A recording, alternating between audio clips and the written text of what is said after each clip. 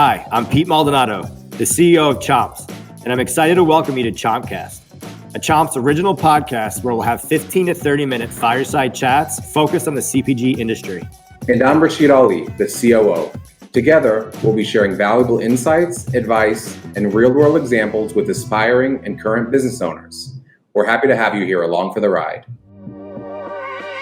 Welcome to Chompcast, episode 7, where we interview Eli Weiss from Jones Road Beauty and Zoe Kahn from Chomps. So today we have Eli Weiss. This is CX guru, LinkedIn influencer. This dude he's been around at some of the top brands. Super excited to have you, Eli. Thank you.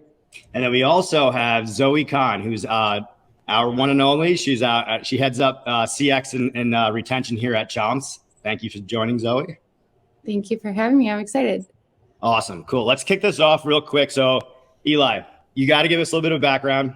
I'm very familiar with who you are, but for our listeners, let's start off there.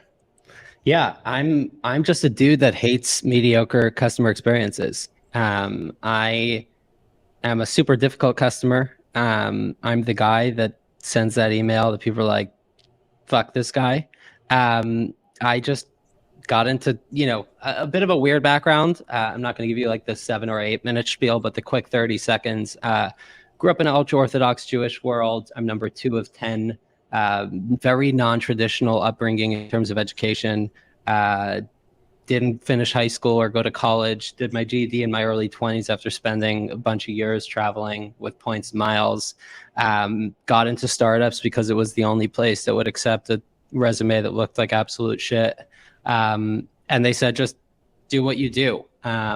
Did probably almost 4 years at a luggage company, which was 2 years delayed on a Kickstarter production, which is probably the worst in terms of CX. And in 4 years, touched everything from ops and logistics to customer experience, retention, email marketing, copywriting, everything outside of finance and design, really.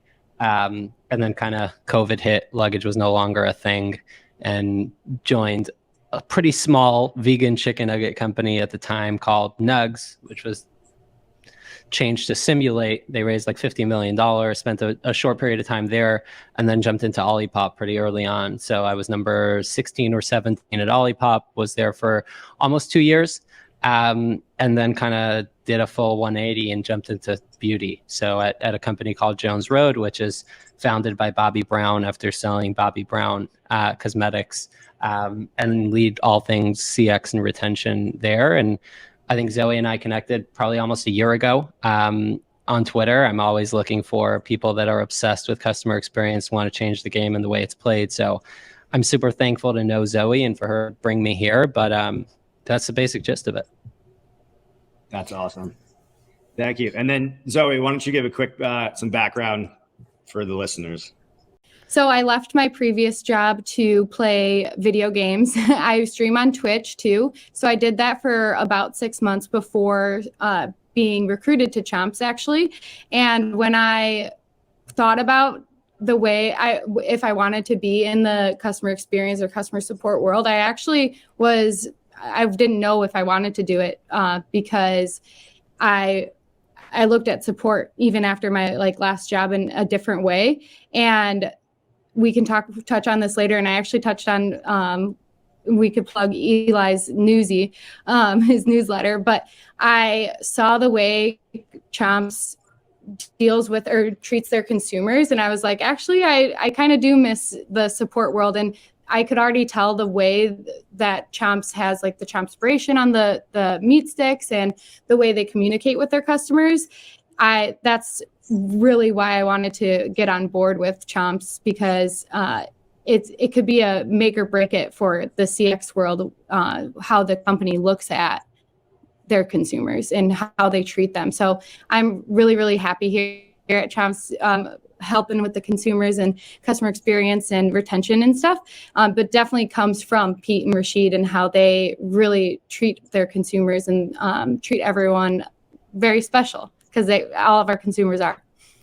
Appreciate that, Zoe. Yeah, I mean, I think most brands all say, right, it's customer first, customers over KPIs, yada, yada, yada. But it's like, we want to really put our money where our mouth is, put our efforts where, and focus on the customer. So that leads me to a big, huge question. I think it's probably loaded, might be a longer topic of conversation, but I want to kick it off. I think, Eli, let's start with you. So I think I keep seeing on like LinkedIn, people are saying D2C is dead or D2C isn't what it used to be. Now, okay, we understand a lot of the dynamics, and maybe you could explain why people might think that. But I also want to know, like, what role do you see CX and retention playing in D2C going forward? I mean, I think if you want to answer this question, you start a couple of years back. I think, Zappos is one of the first companies that started essentially selling the same fucking shoes that you can buy anywhere else.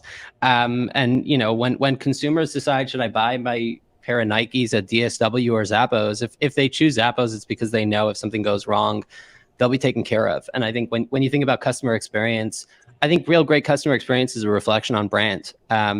Brand is a big B word and hard to define, but I think the core essence of it is, how does it make you feel? I think D2C is dead is pretty true for brands that don't do anything for the universe. Just another sauce or another beverage on the shelf. You're not going to turn into a 9-figure brand like you promised your investors if you don't have a strong brand. I think brand 10 years ago was the way you look on the shelf. And for D2C brands, it's like, if you're not on the shelf and people can't see your stuff, how will you survive? And I think that's kind of where brand comes into play. I'm in this space for 7-8 years now, and I've seen brands that, like, who needs this kind of brand fail. And I've seen brands that took off. And I think the commonality between the brands that take off are, somebody will tweet, hey, should I try X? And there will be 50 people saying, like, yeah, you certainly should try it and go to this brand. And I think, kind of the difference between customer service, customer experience, like Zoe touched on, is obviously the way consumers rave about your brand, the way they feel like, did I just ask, hey, where's my stuff? And you replied with a tracking link, or did you reply like a human being? Did you go above and beyond? Did you kind of take the effort versus just being like, I got paid minimum wage, let me just kind of throw a canned response back at them? Ultimately, Pete, LinkedIn is a place where people try to get clicks.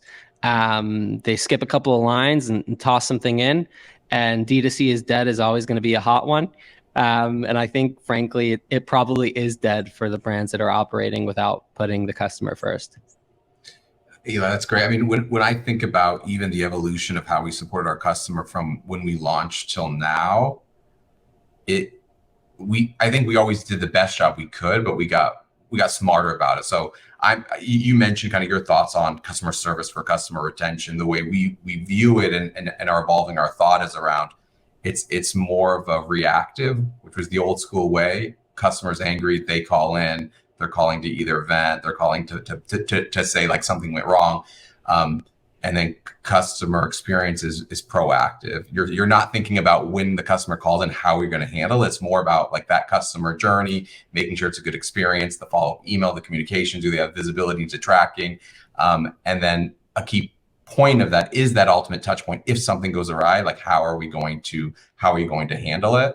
And a lot of times, like, the old school customer service was so metrics driven, like what was the time on the phone? Like, how do we reduce that time touch point? How do we create a FAQ that captures everything? How do we potentially offsource or outsource those resources? Like, if you think about how it's evolved over time, but ultimately it's truly around that positive customer journey, wherever it may lie. With me venting, I'm curious, anything that I missed from your perspective of what this new notion of customer experience is? Eli, I'd love to get your feedback, and then I'll switch over to Zoe. Yeah, I mean, I think you're spot on. I think the agenda for outsourcing makes total sense if you view customer experience as a cost center, right? It's like, if this is a cost center, let's make it as reasonably priced as we can. And I talk to plenty of brands that'll be like, hey, like my response time is in 10 minutes. They're all in the Philippines for $5 an hour. And that's great. If you're a brand that's optimizing for the cheapest thing, it's great. I'd love to see your spend on marketing, though. I'd love to see if you outsource that shit, because usually you don't. And I think that the problem is not the way you're solving the problem. I think you're solving the problem great.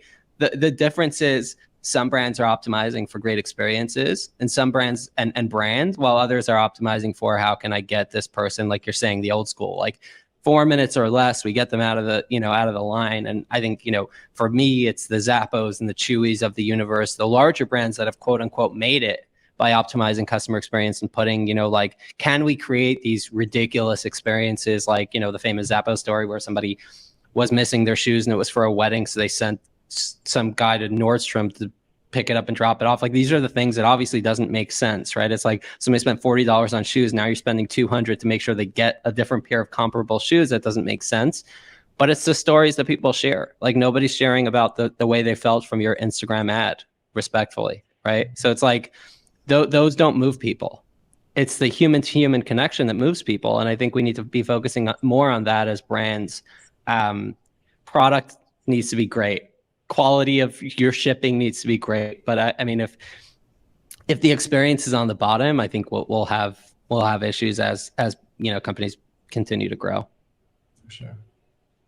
Zoe, what about you? I agree with that completely. And I think that anybody who's talking to your consumers has to be passionate about the product. And a lot of times when you outsource something, or your product or the service or anything, they have to be passionate about it and care about the product. And it's so hard to outsource that, especially because sometimes when you're outsourcing, the product or the service isn't even available to these people. They don't understand it. And so it's hard to get to show that compassion for your consumers, and even like understand their frustration when they're reaching out, or take their feedback and bubble it up to the consumers. Like, we have on our, it's one of my like favorite things to share on our company calls, our company-wide calls, is just like those little snippets of happy customers. Like, it would be really hard to outsource that properly. I'm sure it's possible, but it's a different experience for the consumers to know that the people that you're interacting with inside the brand are true ambassadors of the product and of the services. That's a good point. Yeah, it's interesting. That was a good point, though. You can't fake passion. That's some of the things that we always talk about too. And it's like, it's just you just can't fake it. I mean, this is on everything. This is on the marketing side. This is on just building the business, right? Just in the way you're talking about it. I have a question, actually. So when we start thinking about community building, that's obviously one of the things that we're trying to do now. This is what this Chompcast, this is part of that, that strategy there. Now, Eli, I listened to Down to Chat. I love the podcast. It's awesome. You've had some really great guests. You guys are always talking about really high value topics. I think one of the things you guys talk about is like building the community. You'll articulate this better than I would, but I think it's more of like, initially it's figuring out the platform, the technology behind it. Then it's talking about who's going to moderate it, who's actually going to handle the communication and dealing with the community. And then last, and probably most importantly, is really going to be what's the value that you're going to deliver to your community. So talk a little bit about that, because I want to understand that better and how you think about it. Especially as we're laying things out at Chomps here. It'd be great to just hear from you. Yeah. I think what's interesting about community, I mean, at least for the last couple of years that I've been focusing on it, is we've seen brands kind of say like, hey, these are, this is a group of people. They all bought the same meat stick, or they all purchased the same watch. Let's toss them in a room together and have them talk about the watch or the meat stick. And I think what's interesting is like, just about any brand or any consumer packaged goods company, the customers are, kind of run the gamut, different ages, they care about different things. The fact that they purchase the same product is not enough to create a community around. I think what we've seen is brands will be like, hey, we can download Swell or Yuppo or whatever and kind of give people points and call it a community and share it on the marketing meetings and say like, hey, this is the revenue. Aside from like, is this revenue incremental and all the other kind of marketing questions, I think that the point we failed to make is like, are these people aligned on a broader mission, vision, or goal? I think that's the first thing that kind of kept me in analysis paralysis for almost 2 years at Olipop, was just because somebody purchased that Better For You beverage, that doesn't mean they give a shit about the same things. And I just kept kind of going back and forth on that. And I did nothing. That was something that kind of didn't make me feel great when I left. And I said, okay, at Jones, like, we need to launch something and we need to launch an MVP and work on it. And kind of the way I pieced it together was, like you're saying, like there's the three things, right? There's the technology, there's the moderation, there's the perks and benefits, but the kind of higher thing, a little higher up on the hierarchy of needs, is like, what do people feel when they meet? Like, what do they talk about? I think, one of the inspirations for me in the space of like a smaller, I mean, they're not small anymore. I think they did like $30 million in revenue, but a bootstrap brand called Obvi, which is like a collagen protein brand. What they did well is they understood that the reason why people communicate together about the product is because of the goals. They want to look better. They want to feel better, all that. And then they said, okay, can we cultivate a community of people talking about those goals? They put together like 50,000 plus people in a Facebook group. So their method of technology was Facebook, because their customers congregate there already. For us, it was like, if we can, our customers a lot of them are older, so they're probably posting photos of their grandkids at college on Facebook. That's probably technology-wise a great place to start. And then moderation, like our team is obsessed with this. We can have them inside. And then for me, perks and benefits was kind of on the last, because I think that's slightly lower on the hierarchy of needs. I think people want to feel like they're collaborating on a larger picture. For us, it's confidence, right? Bobby has been around for 30 something years preaching, like you don't have to look different to look good, like it's you, but better. It's the no makeup, it's confidence. It's, the thing that she's been talking about since the 90s. And we thought, if we can bring people together to talk about how great they feel, that can be interesting. And again, we're like 600, 700 people in. It launched like 2 weeks ago, but it's been really awesome for me to kind of take a step out of like the thinking phase and just start doing and kind of see how it goes. But I think that's what most brands go either one of two ways. Either they just say, let me find an out of the box program, install it on my website and tell myself I'm doing community building, or, do like what I did and spend a year and 8 months thinking about it and not doing anything. So, hey, that's a good point too. And it's one of the things that we've talked about, and Rashid and I used to talk about this back in the day when we were first starting Chomps. Like I managed CX, like all of the emails that came in through, I think, till 2018. Is that when it was, Rashid? Yeah. So it was the first 6 years of running the business. And so any email that came in, it was me personally responding. And I know one of the things I always would tell myself is like, we didn't have any money back then to be marketing, do all these big things, but I could respond to your email as quickly as humanly possible. And that was how I was grading myself. And I would actually save all the emails that would come in. People were like, that was the fastest email response I've ever gotten. And I'm like, yeah, like that was like, I mean, but that was like the little wins. But to your point, it's those people noticed it, and I don't know if they were telling their friends about it, but they definitely responded to us. So, but that costs nothing for a little brand like ours. That costs absolutely nothing. And it hopefully, ingrained in their brain, like that's a great company. That is great customer service. And that's all I ever wanted. So. It's interesting because if you think about it, anytime, the larger companies, when you reach out, it's almost like they're trying to not have you talk to a real person, right? It's like, is your issue related to this? They're trying to funnel you to the individual. You get to one and then they're like, well, I can only take it this so far. Now I'm going to have to send you somewhere else.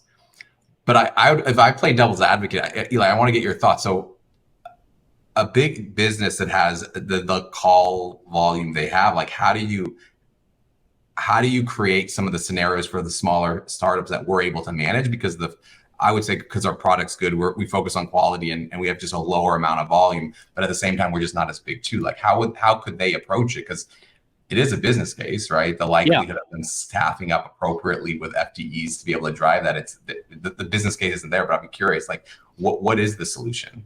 Well, I think, Rashid, two things. I think, first of all, you look at the metrics that kind of the larger old school customer experience teams look at. It's ticket deflection rate. I mean, what kind of crazy metric is that? It's like, I get it, but I don't think that's a win. That's a win, right? Yeah. So it's like your point that you made, it's like they're trying to deflect people from the calls.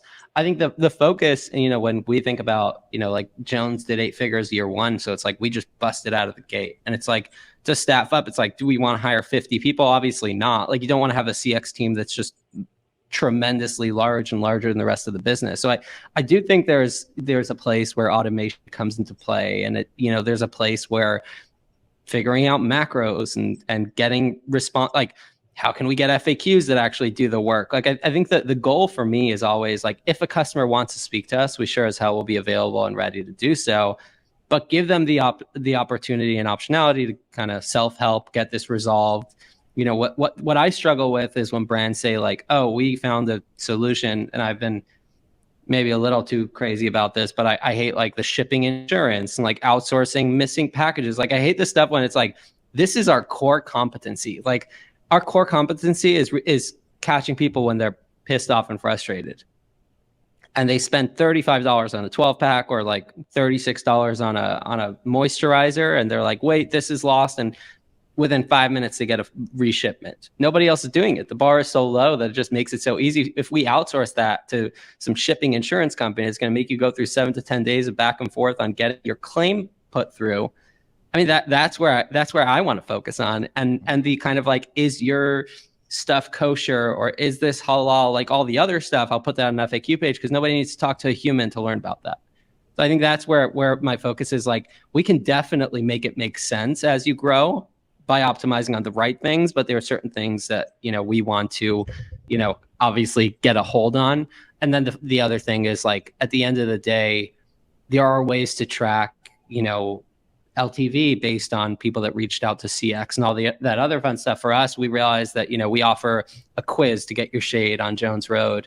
And we also offer shade matching from the CX team, where like we have makeup artists you'll send a photo and they'll tell you your shade. And we saw that like the 6-month LTV of folks that reached out to our CX team to get shade match was like 90% higher.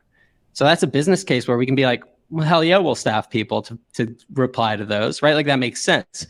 So I think, like everything else, like there has to be numbers in the back of it to make it make sense. But I think we need to do a little switcheroo on understanding what the CX team is. I think that's where brands have struggled. Like ticket deflection rate is a number that should kind of hide and never come out again. Yeah. I can touch on that too, because I think that a lot of CX teams you get stuck in the processes that you're already doing, but it's always such a good idea to go back and try to have a blind eye at every single process that you have, because a lot of times you go back and look at a process that you're doing and the team might be spending more time on it than they need to be with all of the like different.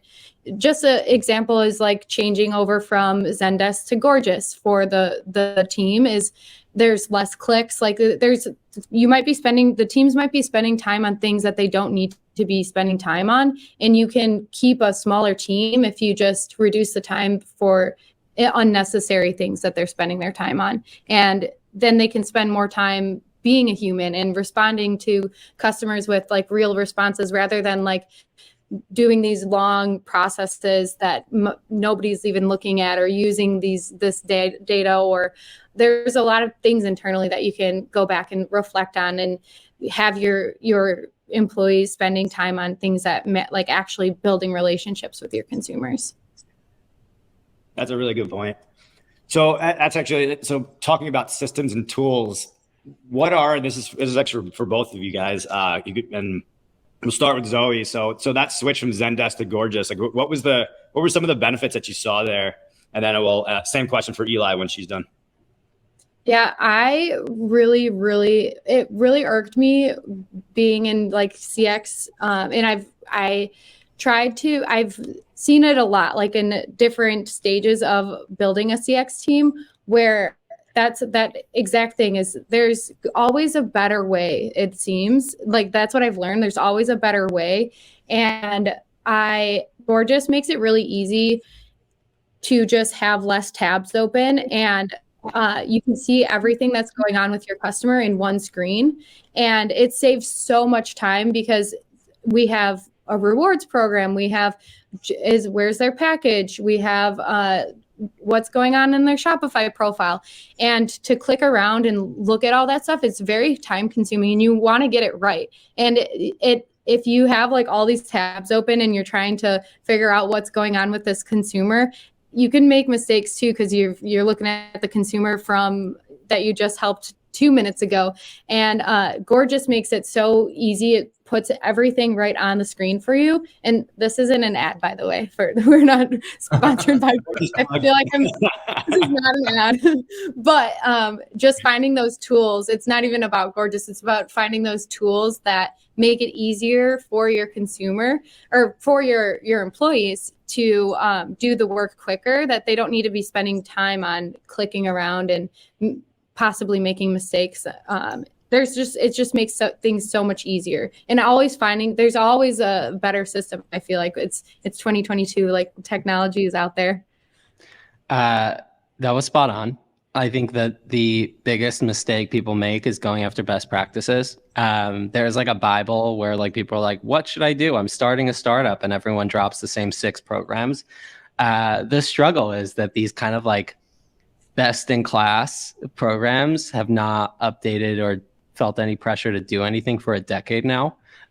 Which is why, I mean, if you think about it, Gorgeous came into a pretty flooded market when it came to CX software and was able to kind of take a tremendous chunk of the kind of CPG universe by storm, raising $1 zillion and growing like crazy because people just sleep on best in class, you know, quote unquote, products. You'll see the same thing with subscription tools where the incumbent in the space had a decade to kind of own it. And now you're seeing space in the market for 3 subscription startups to launch and just gobble up the market share. So I think that's a really good piece of feedback, Zoe, on like ignoring best practices and making a decision that works for you. I mean, for us, it's similar. Like I came from a world where I started off with Gmail, and then I used Zendesk and Freshdesk and Intercom and all the others, and came onto Gorgeous. I used Front. I used so many, and came onto Gorgeous at Olipop, and I was like, wait, this is just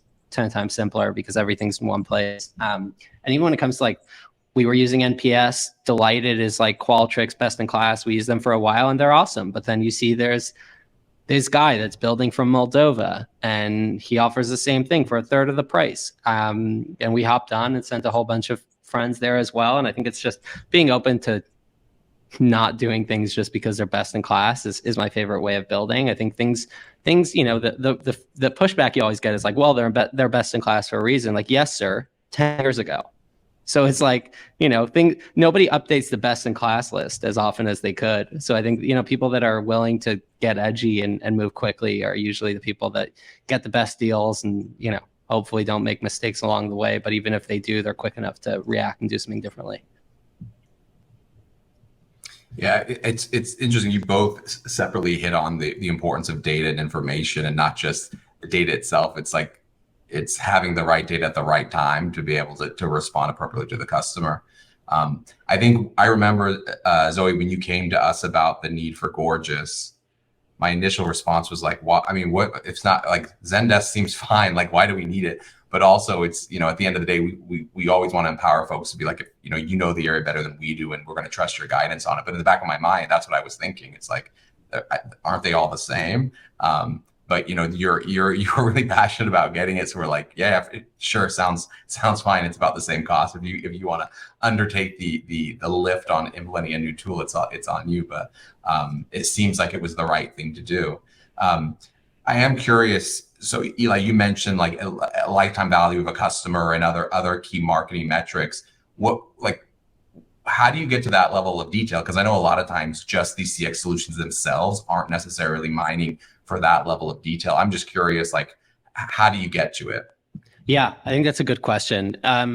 What I've seen is brands kind of take 2 different approaches. Either they go all in and they're like obsessing way too much about LTV down to the ad, where they're not quite there yet. Like, I think if you're doing $100,000 a year in revenue, like, I don't think it's worth the time to obsess about which Facebook ad is driving the highest LTV. And instead of just focusing on breaking even on order 1, I think you're in a much better place, significantly much better place. I think, you know, a decade ago, if you were a tremendous brand, you had to hire a whole in-house analytics team. I think now we're in a space where there are quite a bunch of analytics tools that are fairly reasonably priced. You know, at Jones Road, we use Peel, but there's quite a few that'll kind of tell you based on as nitty-gritty as like the tag on Shopify. So for us, for example, we are shade matching people in Gorgeous. We tag them as shade matched, and then we use a tool called Alloy to pull that tag from Gorgeous into Shopify. So now their username, their user profile Shopify is tagged as shade match, and we use Peel to tell us like, hey, if a customer is tagged shade matched in Shopify, what's their LTV? 3 months, 6 months, you know, whatever that looks like. And then it's kind of like, it's pretty basic when it comes to, you know, like how wide. I mean, it's pretty rigorous in terms of how wide you can go. It can be any sort of like anything in Shopify, anything in Google Analytics. So we go the few kind of real important things that we focus on in terms of LTV are like LTV by product you jumped in on. So we see that customers that purchased mascara have significantly higher LTV. We see that people that got shade matched have significantly higher LTV. And then, when I think about data, I think about it, there's hypothesis, there's kind of like hypothesis, and then if so, what's the action? Like, I think people get a lot of data like, oh, is my customer an iPhone user or an Android user? I mean, so what? Like, what are you going to do with that? But when you understand, like, hey, customers that purchase mascara in their lifetime have significantly higher LTV, at Jones Road, we created a 101 kit, which has our best-selling product, which is the Miracle Balm, and also has the mascara. So we know that this is probably the product people hop in on, and here's a push on the LTV in there, and we can test that over 6 months and see if that's a great path to go. But we think about that as a brand that has so many SKUs. Like Olipop was it's one soda. We have a bunch of different flavors. Jones, it's like we have so many SKUs that it's like, is there an optimal customer journey? Sometimes there is, sometimes there isn't. But understanding like how can we use data to, on the retention side, like once the growth team has brought in this customer, is there like an optimal customer journey that we can send people on? Like if they start at Miracle Balm, what should they purchase next? Like, should we direct them towards a survey so we can understand what they want so we can pitch them? Or should we kind of take them on a journey and learn X, Y, and Z? But I'm like a data novice, so I'm still just getting started, but that's kind of what we're looking at now. You're right. It's a slippery slope. I think some data is just nice, interesting. Yeah. Also, the goal is to identify the key metrics that can drive actionable insights, and how do you, what are you ultimately trying to accomplish, right? Yep. Yeah, that was something you guys brought up on Down to Chat. I think it was like there was some data behind if you have a good experience in your first purchase, the LTV is obviously it's going to be a much higher LTV customer along the way. Can you talk a little bit about that and like how does that all work? Yeah, I mean, I think the kind of like the core process of even looking at that data came from a really obnoxious chip on my shoulder that customer service is a cost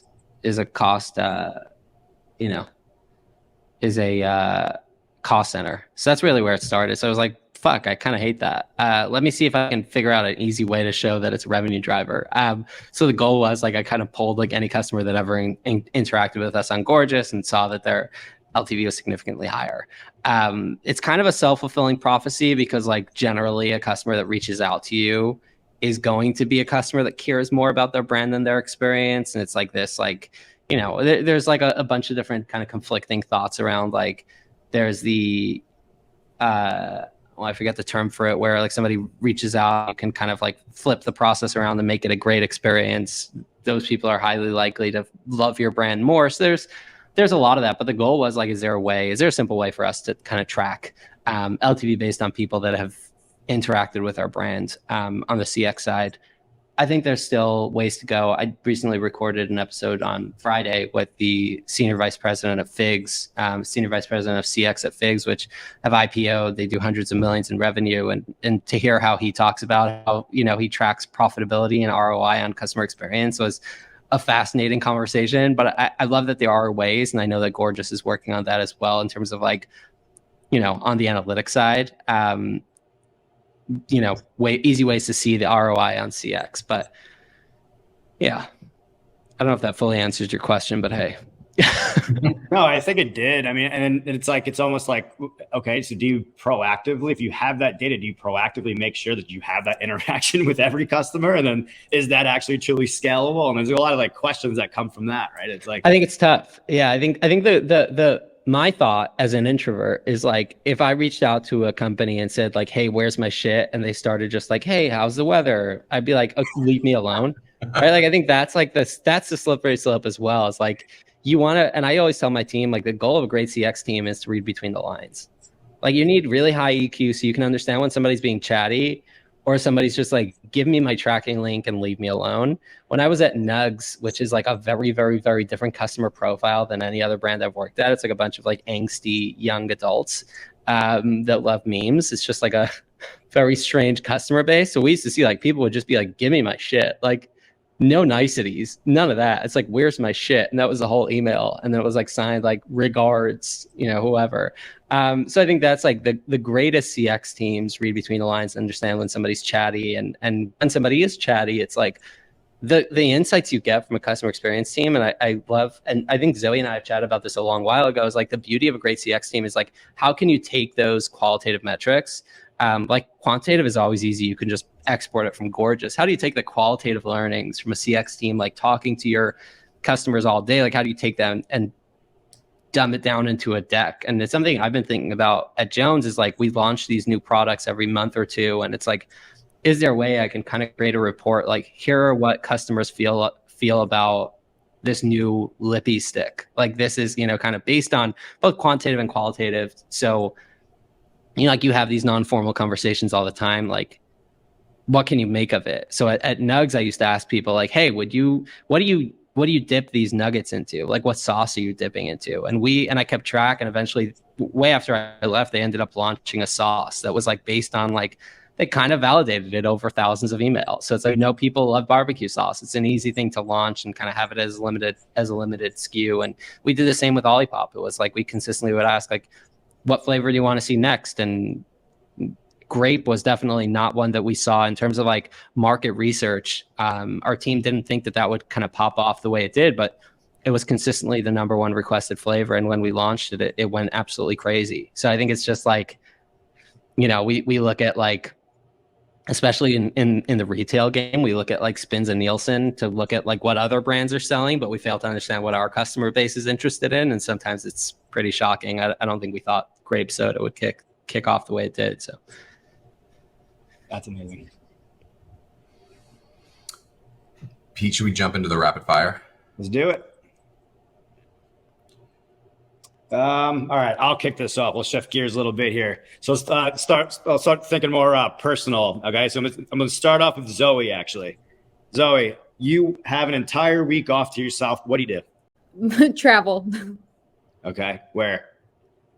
I would go somewhere overseas that I've never been. Anywhere. Bali right now. Okay, I like that. Eli, this is a question for you. What's your brand crush? Brand is killing it right now. Oh God. Wow. You'd think I'd have an answer for that one. It's like we're in territory that's far from rapid fire now. But I'm just stalling. Here, I'll remind you of a few from your Waterboy. Is that one you meant? So someone mentioned that Waterboy was one of them. I mean, Mad Happy. I absolutely love Mad Happy. Yeah. I listened to that one this morning, actually. Yeah, I love Mad Happy because I'm not a brand loyalist at all. Like, I just think like, if your product's great, I like it. If not, not. As far as like mission, I think that's the only, kind of like brand mission outside of like the brands that I've worked for that I've bought into as a consumer. Mm-hmm. Yeah, I listened to that. That was a good episode. Thank you. Love hearing about that. Seems like they're just it's organic, like very, like they're just crazy. Yeah, nonchalant about it too. Just building the amazing brand. I was like, I like that. Very LA. I like that. Awesome. So, Zoe, okay, you're here at Chomps. I think I have this answer, but what would you be doing if you were not running CX here at Chomps? I'd be playing video games full time. I was sure she'd be like, I'm going to be a travel blogger. Pop up a website, zoetravel.com. I would do that. I would I would play video games by night and travel by day. That's actually what I learned. Like when I was working remotely overseas, like I loved the schedule because I was able to I felt like I had my days were double because I worked at night when I didn't want to be outside anyway. And then I would explore during the day, and like working was like relaxing to me because I was like, oh, I just walked around all day. Like, and now I get to like sit down and work and like focus for a little bit. Like, and who needs sleep anyway, huh? I slept 6 to 8 hours every night too, but it felt like my days doubled. Awesome. Sorry, that was very not rapid fire. No, that's good. That's fine. All right, Eli, I have one. This is a deep question, so you're going to think long and hard about this one, but then give me the rapid fire answer. So, what's your superpower and why? I think that I've been able to see the ping pong of conversations. I can kind of see where conversations go. And I think it's been really, really, and why? A whole lot of childhood trauma jokes. Yeah, I think it's been really interesting to kind of like, as a kid, I used to use that to manipulate and get my way by understanding like what it took to, what I had to say to get what I wanted. Reading, Dale Carnegie and Influenced by Cialdini and all these books about understanding human behavioral psychology. But I felt like conversations are very ping pong. They kind of just usually at the beginning of the conversation, if you think hard, you understand somewhat where it's going. And I think it's been really great for CX because you kind of like somebody's reaching out saying they're really pissed off about X, Y, and Z, and their package is delayed 24 hours, and you're like, that's not the biggest deal. Like you can't be that frustrated. I mean, could have had a bad day. I can't really see through that, but it could be because your last 3 orders were fucked up. So now you're at the end. So I think just like learning that there's more to it and looking for context. But I think it's, like as somebody that's kind of worked in every role at a startup outside of finance and design, it's been really, it feels like kind of the way Zoe described, like getting back from a full day of traveling and just like relaxing to do the work. Like it feels easy. Like the most difficult customers will come in and I'm like, get away, Brian. We've seen this. Like, and we know exactly what you want. You just want a refund. You're not going to waste my whole team's time today. Take your $49 and screw off. But that's been like, it feels like fun. So, I mean, I think people spend their entire career looking for that thing that feels like fun. So I'm lucky to have found that in my mid-20s, but yeah.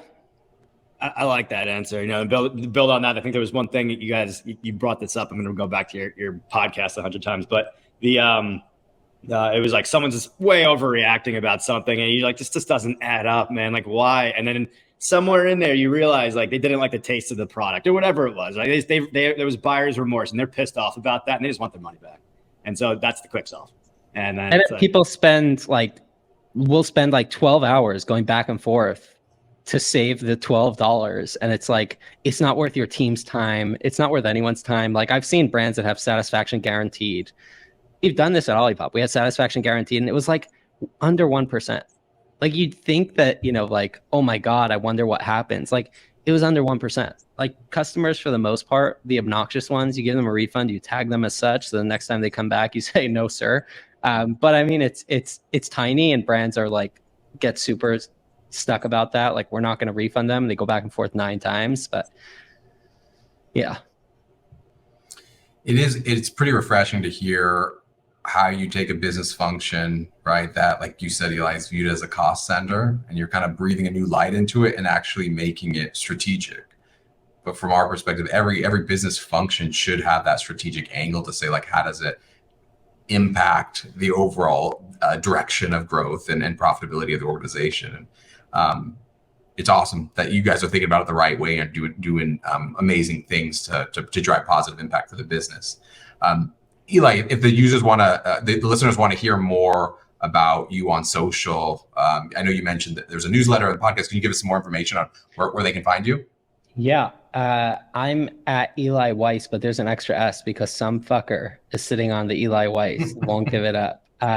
Eli Weiss, ELIWEISSS on Twitter.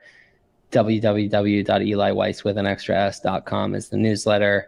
And like Pete said, you can find me on LinkedIn doing thought voice stuff, skipping lines, putting emojis, whatever it takes to get the click. But no, I mean, it's been such a blast. I think CX is mostly introverts that are just doing their thing in the corner. And there's been like a dime a dozen of people talking about growth, but there haven't been people sharing what they're doing on CX. So it became a niche I jumped into and made home. But, it was always one of the few people that I'm excited about as leaders in this space that'll kind of continue carrying this torch. I think it's just like Rashid is saying, there's so much change that can be done on CX and making it strategic and not being tossed in the corner. So it's been a total blast, and thank you guys so much for having me. I appreciate your time. It's been awesome. And Zoe, thank you for carving out some time as well. Thank you guys. This is Zoe, where can we find you on Twitch? Oh, my name on Twitch is Agave Zoe. Agave, like the plant that makes tequila. AGAVEZOE. Wait, Zoe, can you quickly share the story of how you ended up in a 15-passenger Sprinter van? Oh my gosh. I was just telling Pete this. So we came down to Florida. I'm with my best friend from kindergarten. Like we were like, we've never gone on a trip together. Let's just go away for a weekend. And we were landing, like the plane was like docking or whatever. We were like deplaning. We're like, let's just rent a car to make everything easier. I looked on Enterprise. It showed we were looking and we're like, oh, let's get a convertible. Let's just let's be cute. Let's get a convertible. We're in Florida. We're best friends from kindergarten. So it said available. And we go over, we're so excited to go get our convertible. And we go up to the counter and we're like, oh, like, what are the options like? And the guy's like, oh, I haven't been out in the lot all day. And I'm like, okay, that's weird. Like it's 1 a.m. We land at 1 a.m. You haven't been on the lot all day. And then we go back to the lot and they're like, yeah, so we just have 15-seater vans. And I was like, haha, funny. Like, and they kept going on about this 15-seater van. And we're like, okay, can we Amazing. enough about the joke? Give us our convertible. And they walk us, and they were serious. They only had 15-seater Sprinter vans available. And on my thing, it said convertible or similar. Convertible or similar. Similar. So that's not similar at all. So Amazing. Horrible customer experience, horrible. But I did, and this is like something brands, it's like your worst nightmares. I tweeted it and I was like, thank you, Enterprise. Or like, no, I said, Enterprise, you really did me dirty. And I put a picture of like the convertible and it saying similar. And then a picture of me next to the van, like not similar at all. But they did bring us our little red Mustang convertible the next day. They drove it to us. They took the van. So they did a good job at fixing it. But like I said again, You miss that Sprinter van though. I do miss it. I actually got a little bit attached to it. It was so funny to be driving around thinking we were going to be in a convertible. It was hilarious. Amazing. It's a nice convertible. She got dropped off in front of the office earlier, and it's a nice red convertible. You just wanted your money back, though, right? They gave me $100 off. I was like, sweet. Like, Okay. I didn't have to fight for it. So Enterprise, good job on your experience. Like, I didn't want to be in that van, but like they fixed it okay. Right. CX, baby. That's the way it works. All right. Awesome. Thank you, Eli. Thank you, Zoe. Appreciate this. Have a good one, guys. Thank you both. Thank you guys. See you soon. Take care.